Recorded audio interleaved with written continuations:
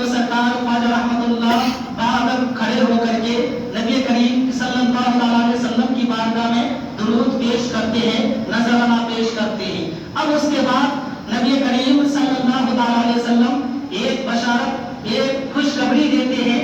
اب وہ خوشخبری کیا ہے؟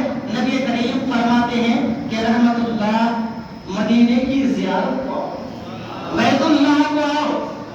آج ہر مومن کی چاہت، ہر مومن کی تمنا یہی ہے کہ یا الہی دکھا دے وہ مدینہ کیسی بستی ہے، یا الہی دکھا دے وہ مدینہ کیسی بستی ہے مولا جہاں پر رات دن تیری رحمت برستی ہے۔ رات دن تو نبی کریم صلی اللہ علیہ وسلم کے خواب کے مطابق بیدار ہوتے ہیں۔ سرکار خواجہ رحمت اللہ نائب رسول کے چہرے جگمگا رہے ہیں، چمک رہے ہیں، کیوں نہ چمکے، چمکانے والے نبی کریم ہیں۔ تو اعلیٰ حضرت فرماتے ہیں